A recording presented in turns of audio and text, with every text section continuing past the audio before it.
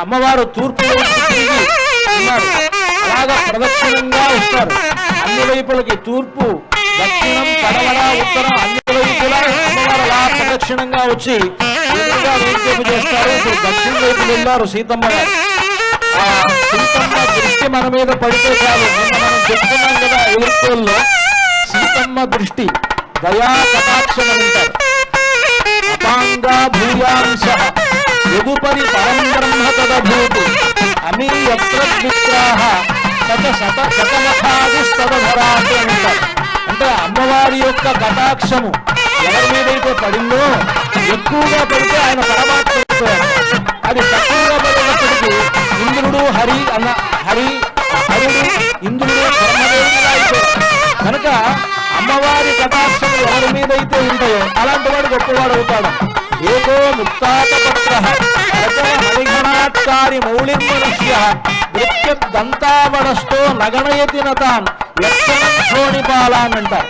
అమ్మవారి కటాక్షములు పడితే ఒక ఆయన ఎలా ఉంటాడంటే ఏనుగు మీద కూర్చొని ఆయన అంబారీలో కూర్చొని ఆయన అలాగే ఎవరిని లెక్క పెట్టకుండా ఉంటాడు. ఆయన అందరి వైపు అలా గర్వంగా చూస్తూ ఉంటాడు. అదే అమ్మవారి కటాక్షములు తక్కువగా ఉన్నవాడు ఆ పంక్తిలో ఉండి ఆయన పల్లికిలిస్తూ ఉంటాడు.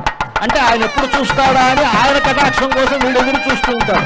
కనుక అలాంటి అమ్మవారు మన అందరి వైపు అలాగా చూస్తూ వచ్చి ఎదురుగా కూర్చోబోతూ ఉన్నారు. అంటే అమ్మవారి కటాక్షముల యొక్క గొప్పతనం చెప్తున్నారు.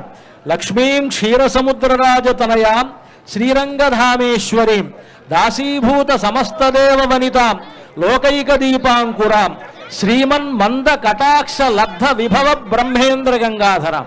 అమ్మవారి యొక్క కటాక్షం కొంచెం మందంగా పడిందిట, అంటే బాగా పడలా. శ్రీమన్ మంద కటాక్ష, మందముగా పడితే చాలు, కొంచెంగా పడితే చాలు. మంద కటాక్ష లబ్ధ విభవ, దానివల్ల ఐశ్వర్యం వచ్చింది కొంతమందికి. ఎలా వాళ్ళంతా ఎవరయ్యారు అంటే బ్రహ్మేంద్ర గంగాధరాం, బ్రహ్మదేవుడు ఇంద్రుడు గంగాధరుడు అయ్యారట. అంటే ఆయన కటాక్షం బాగా పడినవాడు విష్ణుమూర్తి అయ్యాడు అని. అంటే లక్ష్మీదేవి యొక్క పరిపూర్ణమైనటువంటి కటాక్షమునకు పాత్రుడెవరు అని అంటే విష్ణుమూర్తి. అందుకనే ఆ విష్ణుమూర్తికి ఒక పేరున్నది, శ్రీయశ్రీహి శ్రీరంగేశయ తవచ హృద్యాం భగవతి అంటున్నారు. అందరూ లక్ష్మీదేవి లక్ష్మీదేవి అంటుంటారు. అలాంటి లక్ష్మీదేవి కూడా ఒక ఆయన్ని కోరుకుంది.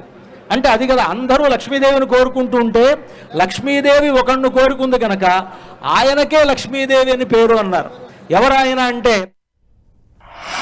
భద్రాచలంలో సీతారాముల కళ్యాణం అంగరంగ వైభవంగా జరుగుతోంది. దానికి సంబంధించిన లైవ్ మనం